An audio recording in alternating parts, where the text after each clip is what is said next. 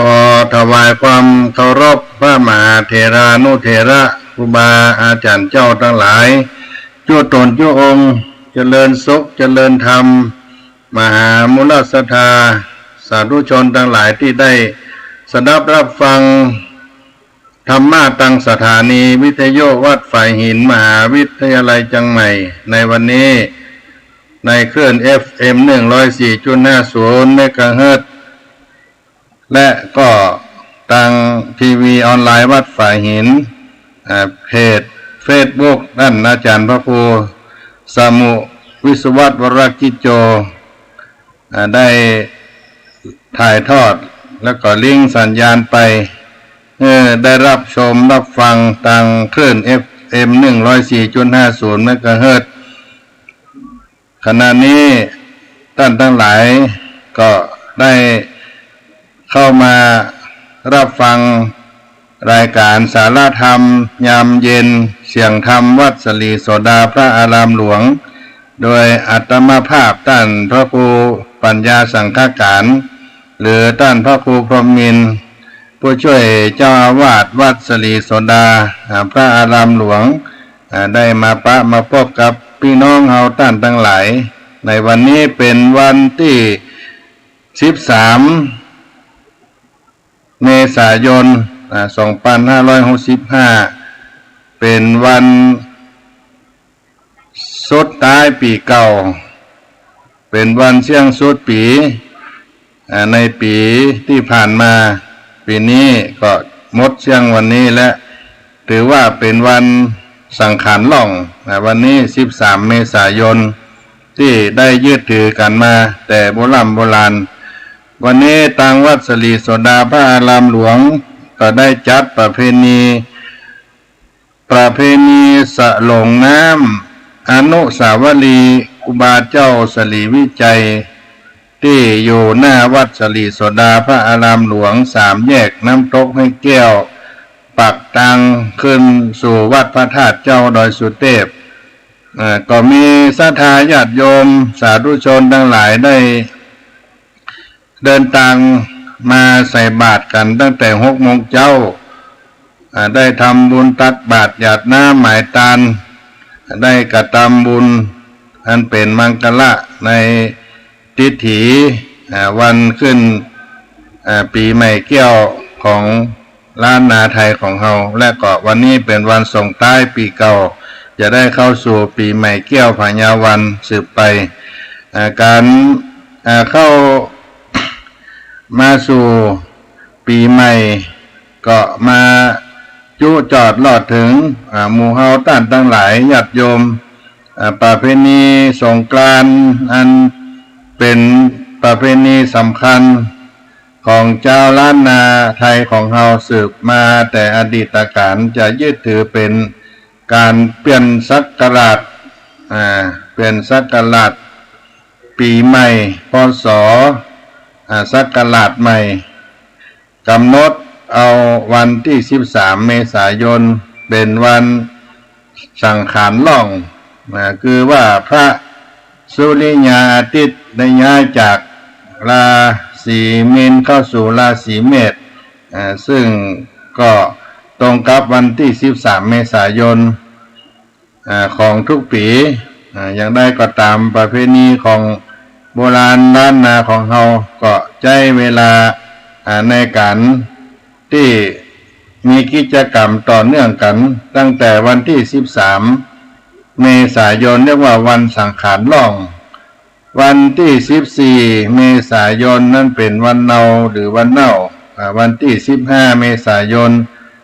เป็นวันถลิงศกพญาวันที่16เมษายนเป็นวันปักปีวันที่17เมษายนเป็นวันปากเดือน13 14 15 16 17ก็ใช้เวลาประมาณ5วันในกิจกรรมของประเพณีปีใหม่เมืองสงกรานต์ล้านนาไทยของเราการที่เฮาท่านทั้งหลายได้เข้าสู่บรรยากาศของปีใหม่เมืองเกิดขึ้นมาก็มีความสำคัญต่อชีวิตของเรา ในคนล้านนาของเฮาเปิ้นได้กล่าวไว้ว่าความสำคัญในการเปลี่ยนศักราชใหม่ปีใหม่เมืองล้านนาของเฮานั้นจะยึดถือเอาเดือน7เดือน7เหนือเป็นที่ตั้งเป็นการเปลี่ยนศักราชใหม่ก็จะถ้าเมื่อเฮานั้นได้รู้ถึงความสำคัญว่า1เป็นการที่ได้เปลี่ยนปีจากปีเก่าเข้าสู่ปีใหม่คนล้านนาเฮาจะนับปีตามปีใหม่เมืองพอถึงปีใหม่ก็จะกลายเป็นแทนปีหนึ่งอายุของเฮาก็จะเพิ่มขึ้นแทนปีหนึ่งอันนี้เป็นการเปลี่ยนปีเปลี่ยนศักราชความสำคัญในประเพณีปีใหม่เมืองของโบราณล้านนาเฮาข้อที่สองนั้นเป็นการตักเตือนตนได้สำรวจตรวจสอบตัวเก่าตนเองครับเพราะว่าการที่เฮามีวัยมีอายุเพิ่มขึ้นก็จะย้ำเตือนให้เฮารู้ถึงการเปลี่ยนแปลงของวัยเนี่ยสังขารวันเวลานั้นความเป็นอนิจจังความเป็นทุกขังอนัตตาอันนี้เป็นการให้เฮาได้เตือนตนเฮาสำรวจตนเองของเฮาข้อที่สามนั้นเป็นการชำระสะสางสิ่งที่บดีปีใหม่เมืองเป็นโอกาสที่คนล้านนาคนเมืองเฮาจะได้สำรวจตรวจสอบในสิ่งต่างๆที่ล่วงแล้วมาเมื่อเฮาได้พบได้พบความบกพร่องก็จะตั้งจิตตั้งใจจะได้สะสางสิ่งที่มันบดีมางามเมื่อมันออกไปถอยไปอันใดที่มันหายก็จะให้ดับไปกับไฟเมื่อมันไหลไปกับน้ำล่องลอยไปกับสังขารข้อที่สี่นั่นเป็นการเริ่มต้นชีวิตใหม่ปีใหม่เริ่มต้นเดือนใหม่วันใหม่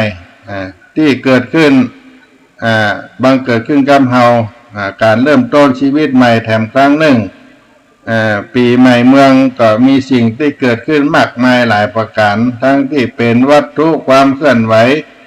จะเป็นเครื่องอุปโภคบริโภคเสื้อผ้าอาภรณ์ของใช้ของกินก็จะเกิดความตื่นตัวคึกคักเคลื่อนไหวในการที่จะต้อนรับปีใหม่อาจจะเกิดการตั้งจิตตั้งอกตั้งใจใหม่จะตั้งความปรารถนาความหวังใหม่ให้เกิดขึ้นกับเฮาแล้วก็พยายามที่จะทำให้ชีวิตของเฮานั้นได้เริ่มต้นการแถมครั้งหนึ่งในปีใหม่ที่มาประจวบครบรอบแถมวาระหนึ่งอันนี้เป็นความสำคัญในเทศกาลในวันปีใหม่เมืองวันสังขารล่อง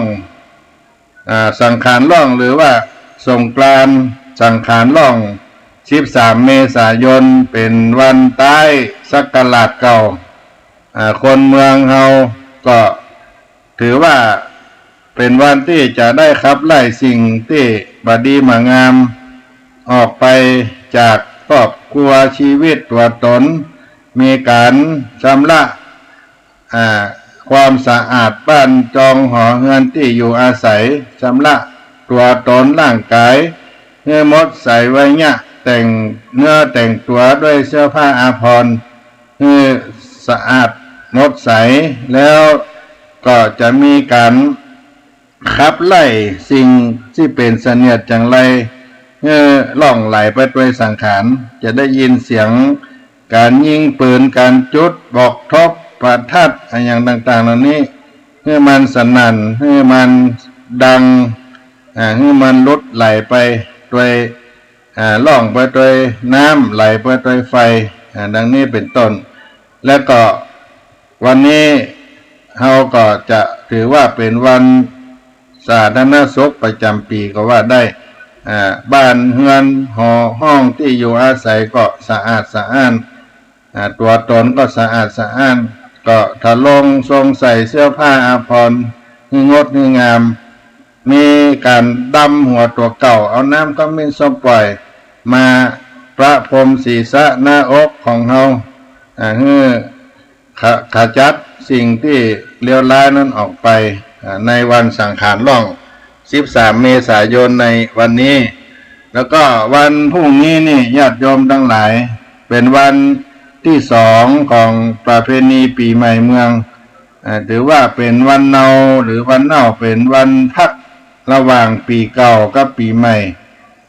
อยู่ในระหว่างปีเก่าปีใหม่ราศีมีนกับราศีเมษอยู่ในระหว่างเดียวกันเป็นวันที่ศรัทธาญาติโยมจะต้องเตรียมของทานอาหารเครื่องอุปโภคบริโภคของกินของใช้อาหารการกิน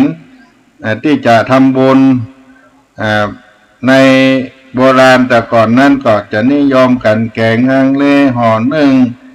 หลายอย่างห่อนึ่งหน่อส้มห่อนึ่งปลาห่อนึ่งไก่หรือว่าอันอื่นๆที่เป็นอาหารที่จะนำไปตามที่วัดวาอารามแล้วก็จะได้เลี้ยงได้สู่กันครับญาติมิตรแก้วสหายคำมีข้าวต้มโบราณแต่ก่อนเป็นข้าวต้มข้าวหนมจ๊อกข้าวต้มข้าวหนมเกลือข้าวต้มกล้วยข้าวต้มถั่วข้าวหนมวงข้าวหนมลิ้นหมาข้าวหนมตาลืมเหล่านี้ก็เป็นอาหารโบราณบางที่บางแห่งคนเฒ่าคนแก่ที่เพิ่นเคยทำก็เพิ่นจะทำแล้วก็จะได้สอนลูกสอนหลานสืบเอาไปโดยในวันข้างหน้าก็จะเตรียมกันในวันนี้แล้วก็วันนี้ก็จะมีการก่อเจดีย์ทรายขนทรายขึ้นไปวัดไปก่อเจดีย์ทรายบางคนก็เหมาเอาเป็นคิวเป็นลำรถก็มีเพื่อจะได้เอาไปใช้ประโยชน์ในการพัฒนาวัดวาอารามด้วยบางท่านก็เอาไปเป็นคูกเป็นขันเข้าไปถือว่าเป็นการสร้างอานิสงส์ตานเจดีย์ทรายและก็จะได้เอาจ่อเอาตุงจาตาราศีปีเกิด12นักษัตริย์ไปตามในวันพญาวันสืบไปก็เป็นกิจกรรมในวันนี้ช่วงบ่ายบางวัดก็ยังขนทรายเข้าวัดอยู่ในขณะนี้ในวันที่3ของประเพณีปีใหม่ก็คือวันพญาวันวันถลิงศกวันนี้ก็มีความสำคัญต่อคนล้านนาไทยของเราเป็นยอดเป็นม้อนถือว่าเป็นวันดีในรอบปีก็มีการทำบุญแต่เจ้า6 โมงเช้าเป็นต้นไปก็ได้เตรียมกันมาเมื่อวันเนาหรือวันเน่าแล้ววันพญาวันที่15 6 โมงเช้าก็เข้าวัดขึ้นวัดกันไปถึงวัดถึงว่าแล้วก็เอาข้าวตอกดอกไม้ไปใส่ขันแก้วตั้ง3ไปปูชาพระเจ้าพระธรรมอย่างเรียบร้อยแล้วก็ดาขันเข้าตานขันเข้าไปให้บรรพบุรุษพ่อเว้ยแม่มอนที่เปิ้นตายไปก็ตามไปหาเปิ้นเป็นลูกเป็นเต้าเป็นญาติมิตรที่ได้เป็นเครือใหญ่วงศาก็ได้ถวายตานขันเข้าแล้วก็เอาอาหารต่างๆนานาไปใส่บาตรพร้อมกับข้าวคนเหนือของเฮาล้านนาวนี่ก็จะมักจะใส่บาตรข้าวนึ่งตั้งบาตรหรือว่าออกบิณฑบาตก็จะใส่บาตรข้าวนึ่งเป็นข้าวก้อนเป็นดิปัตตังตามข้าวก้อนเมื่อพระเจ้าพระสงฆ์ได้ลงวิหารศาลาแล้วก็จะได้ไปพระหัตถ์ศีลได้โอกาสโยงเข้าบาตรพระเจ้าพระสงฆ์ก็จะได้ถวายพรพระได้อนุโมทนาบุญกับศรัทธาญาติโยมตานเจดีย์ทรายตานวาลุกะเจดีย์ตานท่าชาคะจ่อตุงส่งน้ำพระเจ้าดำหัวครูบาอาจารย์เจ้าอาวาสในวันพญาวันแล้วก็ถ้าหากมีคนเฒ่าคนแก่ที่มาในวัดในวาก็ส่วนมากก็จะปากันปูจากุลดำหัวเปิ้นใน ขวางแก้วอารามในศาลาวิหารก็ยึดถือกันสืบมาแล้วอีกประการหนึ่งนั่นก็ตาลไม้กำสลีปูจาต้นโพว่าได้กำจูวาลาพุทธศาสนาเป็นการกำกันหนุนออกไปตาลแล้วก็ไปบ้านไปเงินก็ไปตาลให้พ่อให้แม่พ่อโอ้ยแม่มอนที่เปิ้นเป็นผู้มีพระคุณต่อเฮาเอาดอกไม้น้ำข้าวมิ้นส้มปล่อยไปกล่าวกรรมขอสุมากันละว่าไปตาลเครื่องกินเครื่องใจปัจจัยเงินทองก็เอาตาลให้พ่อให้แม่อุ้ยหม่อนของเฮาถ้าเปิ้นตายไปบางคนก็เอาเสื้อเอาผ้าเอามาสละสลงนั่งเขามีส้มปล่อยนอกจากจะตามกันเข้าไปหาแล้วอยู่ในหอในเฮือนมีรูปก็ดีมีผ้ามีควาเก่าเปิ้นเอาไว้ก็เอามาสละสลงไว้หากุลเปิ้นแต่ก่อนนั้นมันมีการถ่ายรูปก็เอาเสื้อเอาผ้ามาปูจาไหว้ปีละครั้งอันนี้เป็นต้นบางท่านก็ถือพุทธไสยะทั้งพุทธศาสตร์ไสยศาสตร์ก็มีการไหว้ครูบาอาจารย์ได้ห้ามได้เฮียนมาไปเลี้ยงครูบาอาจารย์ขึ้นขันขึ้นครูกันถือคาถาอาคมเอาไว้เป็นคาถามอยาคาถาเมตตามหานิยมอย่างที่เปิ้นถือกันซักงันซักคาถาเพิ่มพลังให้ตัวเก่าก็จะนิยมกันในวันพญาวันในวันนี้บางที่บางแห่งก็ไปขึ้นขันขึ้นครูกันตามบ้านนอกก็ถือว่าเป็นสิ่งที่ดีในชีวิตนี่ก็บอกได้พิษอย่างประการใดก็มีกิจกรรมโดยง่ายๆอย่างนี้แล้วก็วันต่อไปนั้นเป็นวันปักปีวันที่ 4ก็แต่ละบ้านก็จะมีการสืบชะตาหมู่บ้านส่งเคราะห์บ้านปูจาบ้านคืนเต้าตังสี่ปูจาอาหัดบ้านเลี้ยงผีบ้านป่อบ้านป่อเมืองอย่างมู้นก็ทำกันไปบางทีก็ปูจาเตียนรถก็สืบชะตาเอาโจกเอาใจเพื่อเป็นพลังจิตใจให้เรามีอายุมั่นขวัญยืนหายเคราะห์หายภัยมีโจกมีลาภสาการสืบไปวันปักเดือนก็มีกิจกรรมคล้ายๆกันเพราะว่าบางที่บางครั้งวันปักปีเอาไปแล้วบ่มดบ่เสี่ยงดำหัวก็ไปต่อวันปักเดือนเป็นช่วงต่อเนื่องเวลาเดียวกันอาจจะมีการปูจาเตียนอย่างสืบมาก็ได้ก็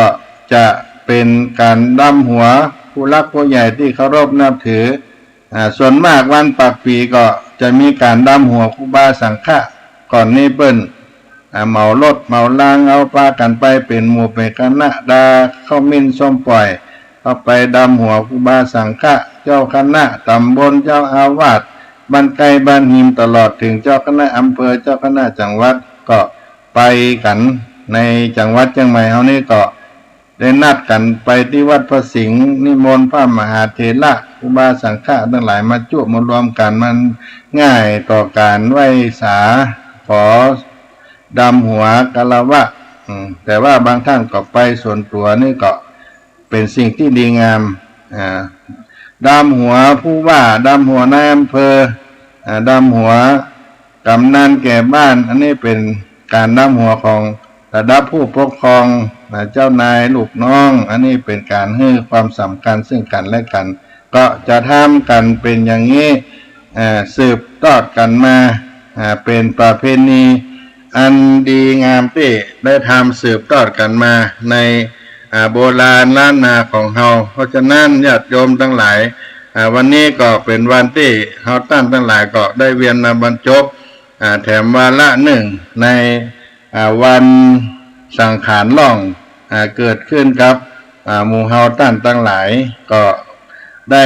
สอนลูกสอนหลานอนุรักษ์รักษาประเพณีอันดีงามของเฮาที่ได้สืบทอดกันมาและก็เป็นการรำลึกถึงผู้มีพระคุณคนเฒ่าคนแก่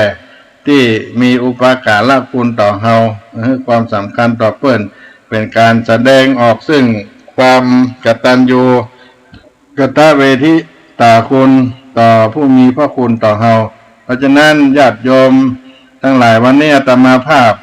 ได้ลงไปขวางครูบาเจ้าสลีวิจัยอนุสาวรีย์อันเป็นที่หู้จักกันว่าบ้านทั่วเมืองก็มีมหาชนหลั่งไหลกันมาถึงแม้ว่าสถานการณ์โควิดจะได้ระบาดกันอยู่แต่ว่าศรัทธาญาติโยมก็ยังบ่ละเสียยังหีดบ่ได้มั่งเสียยังป่าเวณีอันดีงามของโบราณเฮามาเพราะฉะนั้นป่าเวณีก็มีคติคำสอนให้เฮาได้รู้ได้ประพฤติปฏิบัติตะวานี้ได้เอาอานิสงส์ปีใหม่ได้มาเทศน์ให้ศรัทธาญาติโยมได้สดับรับฟังเป็นสบับของร้านพิญโยหนองดอกเพื่อนได้พิมพ์ไว้เป็นตำนานอานิสงส์ปีใหม่เปื้อนเมืองเหนืออานิสงส์ปีใหม่การตามนายตรายตักของฟ้าฝนการก่อเจดีย์ทรายอาบน้ำดำหัวปล่อยสัตว์เกิดขึ้นใน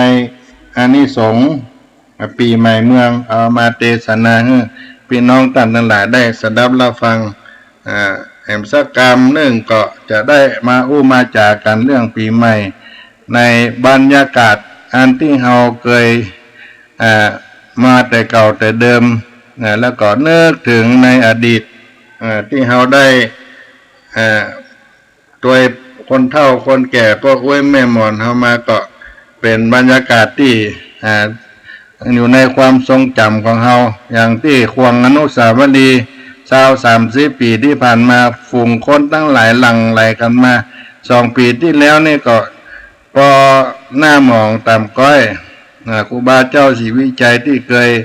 กินทูบกินเทียนรบอบวันไปก็จืดจางไปแต่ปีนี้ก็คึกคืนขึ้นมาด้วยบุญบารมีของพระรัตนตรัยได้ปกปักรักษาเฮาได้บ่เฮือประเวณีนั้นมันสูญมันหายไปทำให้เฮาได้จื่นได้บานขึ้นมาแถมครั้งหนึ่งก็จะได้ให้ศรัทธาพี่น้องได้ภาคกันสักกรรมได้ฟังบรรยากาศของเสียงคีตะเพลงในปีใหม่เมืองกันเนาะ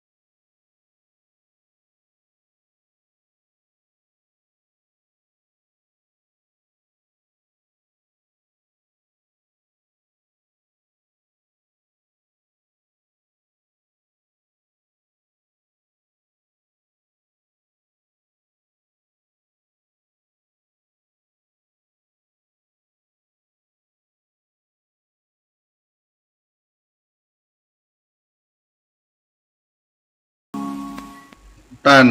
สาธุชนพุทธบริษัททั้งหลายเสียงธรรมวัดสลีโสดาพระอารามหลวงสารธรรมเมื่อค่ำยามเย็นท่านพระครูพรหมินทร์หรือท่านพระครูปัญญาสังฆการมาเล่าอู้สู่กันฟังมหามุลสถานทั้งหลายเกี่ยวกับประเพณีปีใหม่ล้านนาไทยปีใหม่เมืองเหนือวันมหาสงกรานต์ล้านนาวันสังขารล่องวันนี้หรือประเพณีสงกรานต์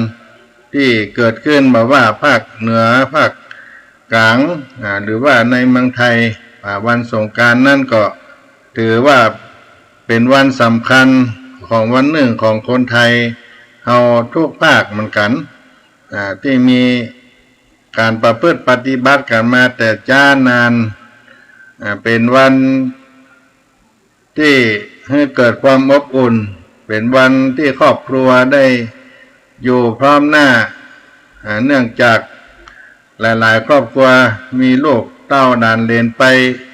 เนี่ยการทำงานต่างบ้านต่างเมืองก็ได้ใช้โอกาสนี้ได้กลับมารวมกันในครอบครัวพ่อแม่อุ้ยมอนลูกหลานเลนก็ได้มีกิจกรรมได้ร่วมกันได้มาดำหัวรดน้ำดำหัวไว้ขอโจกขอพรต่อผู้มีพระคุณของเราแล้วก็วันสงกรานต์นั้นก็เป็นกิจกรรมที่เป็นประโยชน์ต่อสังคมเกื้อกูลต่อสังคมผลทรายเข้าวัดตาลเข้าปิณฑบาตตาลขันเข้าเหล่านี้ได้เสริมสร้างคุณค่าความสำคัญเกิดขึ้นทวีคูณยิ่งขึ้นและก็มีคุณค่ามีสิ่งที่ดีๆต่อหลายผู้หลายคนในครอบครัวก็มีคุณค่ามากในช่วงเทศกาลปีใหม่สงกรานต์นี้จะให้ลูกให้หลานได้พบปะกับครอบครัวไปวัดไปวาได้ไหว้พ่ออุ้ยแม่มอนสร้างความอิ่มอกอิ่มใจให้กับคนในครอบครัวสานสัมพันธ์มาให้มันหายไปมาให้ห่างเหินกันไปมีความผูกพันรักกันแน่นแฟ้นยิ่งขึ้นละอ่อน ที่เป็นวัยงาหนุ่มน้อยก็จะได้ถือโอกาสนี้ได้เข้าได้หาผู้รักผู้ใหญ่พ่ออุ้ยแม่มอนถ้าเป็นระดับการทำงานก็ลูกน้องก็จะได้เข้าใกล้ชิดเจ้านายเพื่อเป็นการขอโจกขอพรสิ่งที่แนะนำให้เกิดขึ้นในดีๆงามๆกับตัวผู้เป็นลูกเป็นหลานเป็นลูกน้องป้องป่ายด้วยในขวบปีที่ผ่านมาจะได้ล่วงเกินเกิดขึ้นด้วยกายด้วยวาจาใจก็จะได้อโหสิกรรมมาให้คุณข้องมองใจกันในรอบปีที่ผ่านมาปีใหม่สงกรานต์ก็ให้เกิดความร่มรื่นในสังคมบ้านจองห้องหอหมู่บ้านก็จะสะอาดสะอ้านขึ้นเราได้กินได้ทานได้ถวายวัตถุปัจจัยต่างๆช่วยเหลือเกื้อกูลในสังคมก็เกิดขึ้นเราได้ร่วมกิจกรรมวัดวาอารามก็สะอาดสะอ้านเพียววัดเพียววาบ้านจองห้องหอที่อยู่อาศัยของเราเพราะฉะนั้นคุณค่าของปีใหม่ทุกท่านทุกคนล้านนาปีใหม่เมืองเหนือล้านนาปีใหม่เมืองของเฮาตั้นทั้งหลายวันมหาสงกรานต์ก็ดีได้อยู่กันพร้อมหน้าได้มีกิจกรรมร่วมกันแล้วก็มีความสุขเกิดขึ้นเกิดความอบอุ่นเกิดขึ้นในตนในตัวเราได้กินได้ทานแล้วศรัทธาญาติโยมในอานิสงส์ของพระธรรมเทศนาที่พระญาประสนธิโกศลได้เข้าไปกราบไปไหว้พระพุทธเจ้าในเรื่องของการเลื่อนย้ายของราศีมีนเข้าไปสู่ราศีเมษเหตุได้เป็นการ เปลี่ยนศักราชประเวณีปีใหม่ที่เจตวันนะมหาอารามที่นายอนาถปิณฑิกามหาเศรษฐีได้สร้างก็เข้าไปถามหลายเรื่องหลายอย่างเกี่ยวกับสังขารไปเรื่องสุริยะเตบุตรย้ายจากราศีมีนสู่ราศีเมษเหตุด้วยว่าสังขารต่างๆนานาและก็ได้กล่าวด้วยเรื่องของวันที่เราได้ทราบกันวันสังขารล่องวันเนาวันพญาวันพระเจ้าประเสนาธิโกศลประเสนาธิโกศลราชาเพิ่นก็ถามพระพุทธเจ้าว่าวันสังขารล่องไปแล้ววันลูนคนตั้งหลายกล่าวกันว่าวันเน่าทัดนั้นไปก็เป็นวันพญาวันด้วยเหตุอันใดพระพุทธเจ้าก็ได้กล่าวว่าดูรามหาราชในอดีตล่วงแล้วยังมีกับหนึ่งที่นอกศาสนาพระตถาคตนี้ยังมีพญาตนหนึ่งชื่อว่าสุริยะได้เสวยเมืองกลิงกราชพญาตนนั้นเลี้ยงผีวิสาจไว้มากนักส่วนว่าบ้านเมืองนั้นฝนก็บ่ตกจอบตามฤดูกาลบ่เมินนานเท่าใดพญาตนนั้นก็ได้ถึงซึ่งวามวายตายไปได้ไปเป็นเพศหัวกุดหัวด้วนอยู่นอกขอบฟ้าจักรวาลส่วนว่านางเทวีทั้งสองนั้นบ่นานนักเท่าใดก็ตายไปแถมก็ได้ไปเกิดเป็นเพศอยู่ขอบฟ้าจักรวาลที่เดียวกับพญาหั่นแลนางเพศทั้งสองกันว่ามันหันใส่พญาเป็นผัวตนเมื่อก่อนนั้นก็พากันแล่นเข้าไปสวมกอดเอาพญาอันเป็นเพศหัวกุดกอดอยู่เท่าใดก็บ่ได้เหตุว่าหัวมันกุดนั่นแหละในเมื่อกาล่ารอดวันปีใหม่สังขารล่องไปแล้ววันโลนนั้นเล่านางเน่าทั้งสองนั้นก็พากันเอาน้ำมาหดช่วยล้างยังหัวพญาอันเป็นเพศหัวกุดนั้นอันเน่าอันเหม็นให้หายแล้วเล่านางผู้เป็นแม่เก้าก็สวมกอดอยู่หั่นแลเหตุนี้แลเก้าเงามีมาคนตั้งหลายจึงเรียกว่าวันเนาหรือวันเน่านั่นแหละอันนี้ในธรรมเพิ่นกล่าวว่าอย่างนี้ดูลามหาราชเจ้าการว่าวันเน่าเนี่ยล่วงไปแล้วรอดวันลูนมาแถมเล่าคนตั้งหลายกล่าวว่าเป็นวันพญาวันก็เหตุว่าสุริยะเทวบุตรย้ายเข้าสู่ราศีเมษนั่นแหละคนตั้งหลายก็เรียกว่าวันพญาวันปีใหม่นั่นแหละพญาปเสนติโกศลราชาพระเสนติโกศลเจ้ามหาราชก็ถามพระพุทธเจ้าว่าในเมื่อกาลปีใหม่มาลอดแล้วคนตั้งหลายยิ่งใจก็พากันเพี้ยวกวาดยังบ้านจองหอเฮือนวัดวาอารามกวางเจติยะกวางไม้สลีมหาโพธิเอาสุกันโททกอัมพิโลทกใบอาบองค์สลงพระพุทธปิมปาสาลูกเจ้าผู้เฒ่าผู้แก่พระธาตุเจดีย์กวางสลีมหาโพธิครูบาอาจารย์อุปชายะดังพ้องก็โคนทรายใส่กวางแก้วอารามกวางไม้สลีมหาโพธิพ้องก็ฮือตาลเข้าน้ำโภชนาอาหารก็มีอานิสงส์เป็นดังเดือจาพระพุทธเจ้าก็ได้เทศนาว่าดูลามหาราช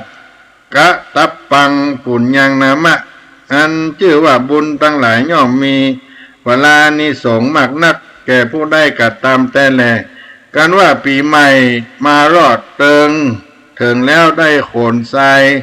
เข้าใส่วัดวาอารามก่อเจติยะได้ปล่อยสัตว์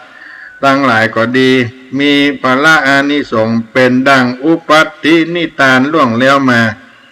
ยังมีใจทุกขตาผู้หนึ่งทุกยากไร้เต้าว่ามีศีลธรรมบ่ขาดยังมีในวันหนึ่งนั้นเข้าไปในป่าเพื่อสอดล่าหาพักไม้ก็ได้หันใส่ยังทรายขาวก็มีใจจมชื่นยินดี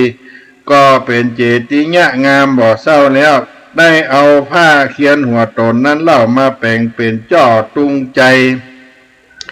อธิษฐานกันว่าได้ข้าได้ตานได้กระทำนี้แล้วเกิดจัดหน้าจัดใดไปหน้าก่อของได้เกิดเป็นพระเจ้าได้ตัดขลัดหูมาโพดโลกสงสารได้เปลี่ยนพระพุทธเจ้าเตอะอยู่มาบ่นานก็ใดรอดอายุแก่เท่าได้ตายไปจากเมืองกลก็เอาตนไปเกิดในห้องฟ้าเลิศเมืองสวรรค์ไปลุนมาบุญส่งโยกก็ได้เกิดมาเป็นสัพพัญโญกูพาตาถาคตะเจ้าเพื่ออันแลได้เกิดมาเป็นพระสัมมาสัมพุทธเจ้าโกตมะเท่านี้ดูลามหาราชพุกละยิงใจฝูงใดปล่อยสัตว์ทั้งหลายดังอ่านก็มีอานิสงส์มากนักได้เป็นดังเมื่อก่อนสามเณรเจ้าตนหนึ่งชื่อว่าทิสะเป็นลูกศิษย์พระมหาสารีบุตรเถรเจ้าในวันหนึ่งนั่นมหาเถรเจ้าก็ได้เข้ายังนิโรธฌานสมาบัติรู้ว่าเนนนั่นจักได้ถึงกาละมรณะดับขันธ์ทวน7 วันเป็นหมอกจริงได้ชี้แจงบอกให้รู้จุอันส่วนว่าเนนนั้นการรู้ว่าตนจักตายก็มีใจหมองหม่นไม่ก็นอบน้อมไหว้อำลาพระมหาสารีบุตรเถรเพื่อกลับไปบอกยังป่อแม่ทั้งสองก็ได้เตียวลัดห้วยหนองน้อยใหญ่ไปหั่นใส่ปูป่าหลายหลักอันอยู่ในหนองน้ำแห้งมากดาตายเนนสามเณรก็คันนิ่งหมายเกิดรอดว่าปูป่านี้จักได้มวยหมอดดังตัวเฮาจักตานี้ก็ได้นำเอาปูป่านั้นในแห้งน้ำขอดเอาไปปล่อยน้ำแม่ใหญ่ก็พ้นจากกันต่างตายวอดวามวายก็ด้วยอานิสงส์อันผ่าเสริฐนี้สามเณรเจ้าสามเณรทิสานี้ก็ ได้พ้นจากการมรณะกับมีกาญาอันมีวรรณะโสภานดีปิติจมชื่นเจบานได้ฮือตานชีวิตแก่สันนั้นก็บ่ได้ถึงมรณะการไปดูลามหาราชผู้มีบุคละยิงใจผู้ใดได้เอาน้ำอบน้ำหอมไปสละสลงอาบองค์ยังพุทธลูกเจ้ามหาธาตุเจติญะก็ดีไม้สลีมหาโพธิก็ดีได้ดำหัวอาบน้ำดำหัวแก่ผู้เฒ่าผู้แก่พ่อแม่ครูบาอาจารย์อุปชายะกับทางวงวานพี่น้องทั้งหลายที่ไหว้ผู้มีศีลอันเป็นที่ไหว้เป็นผู้มีศีลรักษาศีลบ่ขาดก็ย่อมมีพลานิสงส์แม้นว่ายังได้ต้นเตียวไปมาในวัฏสงสารชาติใดก็ได้เสวยสุขสวัสดีบ่ขาดบ่มีภัยยะมาเกิดกับตนตัวสะคาบการว่าตายจากเมืองโกนลุ่มใต้ก็จักเอาตนไปเกิดที่ห้องฟ้าเลิศเกษมศรีก็ด้วยประการดังที่ได้กล่าวมานี้แหละนี่ก็เป็นเรื่องอานิสงส์ที่พญาปะเสนาธิโกสละราชาได้ถามแก่พระพุทธเจ้าเนื่องในกาละในสุนิยะอาทิตย์เข้าสู่ราศีเมษอันเป็นเหตุว่าปีใหม่หรือว่าสังขารล่องก็ดีก็ได้กลับนอบน้อมขับไหว้ยังพระพุทธเจ้าก็อำลาพระพุทธเจ้าเข้าไปยังปราสาทราชวังแห่งตนก็ได้มีจิตสมนัตยินดีในน้ำธรรมคำสอนของพระพุทธเจ้าถ้าลงจำปฏิบัติบ่ได้ขาดบ่ได้ประมาทต่างๆคนใดได้ปฏิบัติตามก็ได้มีความสุข3 ประการก็มีนิพพานอันเป็นที่สุดที่ซ้อยอันนี้เป็นเรื่องราวที่ได้มาจากในอานิสงส์ตำนานปีใหม่ที่ได้กล่าวไว้ที่อาตมาภาพเคยได้เอามาแสดงให้กับพี่น้องศรัทธาท่านทั้งหลายในปีใหม่แก้วปัญญาวันได้มาลอดมาเติงเอาท่านทั้งหลายพี่น้องศรัทธาสาธุชนปีใหม่นอกจากเราจะได้ นึกถึงผู้มีพระคุณนึกถึงผู้ที่ได้เป็นผู้มีบุญคุณต่อเฮาเฮาก็จะได้พักผ่อนในรอบปีในครั้งหนึ่งได้พักได้ผ่อนกับครอบครัวมีโอกาสที่จะได้ทำบุญตักบาตรหยาดน้ำหมายตาลให้กับบรรพชนบรรพบุรุษได้แสดงถึงความกตัญญูกตเวทิตาต่อบรรพชนบรรพบุรุษได้ไปขอจบขอพรจากผู้มีพระคุณต่อเฮาเป็นวันที่เฮาได้รวมมิตรรวมญาติแต่แดนไกลมาปะมาพบกันปีหนึ่งก็ครั้งหนึ่งแล้วก็ได้อนุรักษ์ประเพณีอันดีงามของคนล้านนาของเฮาไว้หรือว่าประเพณีไทยก็ดีได้กินได้ทานได้มีกิจกรรมต่างที่ดีงามในด้านพระพุทธศาสนาก็ได้ส่งเสริมในการทำบุญให้ทานในพระพุทธศาสนาและก็เป็นสิ่งที่ได้เตือนอกเตือนใจในรอบปีผ่านพ้นไปเราได้เผชิญกับชีวิตของเราได้นึกถึงจะบ่ได้ประมาทในชีวิตของเราได้ตั้งตนตั้งตัวในการดำเนินชีวิตใหม่นั้นเกิดขึ้นกับตัวเรานี่ก็เป็นเรื่องราวของปีใหม่ได้มาอู้มาจากกับพี่น้องศรัทธาทั้งหลาย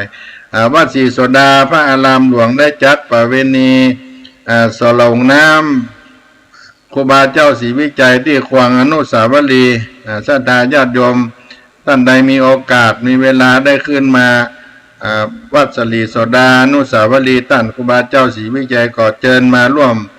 กินร่วมทานกันจนถึงวันที่17 เมษายนเป็นวันสุดท้ายประเวณีการ ส่งน้ำดำหัวและก็ได้โปรดพระราชทานน้ำสงฆ์องค์อนุสาวรีย์ท่านครูบาเจ้าศรีวิจัยสมเด็จพระเทพราชสุดาสยามบรมราชกุมารีสมเด็จพระกนิษฐาธิราชเจ้ากรมสมเด็จพระเทพราชสุดาสยามบรมราชกุมารีถวายน้ำสงฆ์องค์อนุสาวรีย์เป็นน้ำสงฆ์พระราชทานและก็ผ้าไตรพระราชทานก็เป็นมงคลกับวัดศรีโสดากับศรัทธาพี่น้องเจ้าจังใหม่เป็นศิษยานุศิษย์ท่านครูบาเจ้าศรีวิจัยด้วยกันชั่วผู้ในคนก็มาร่วมกินร่วมทานกันได้น้อ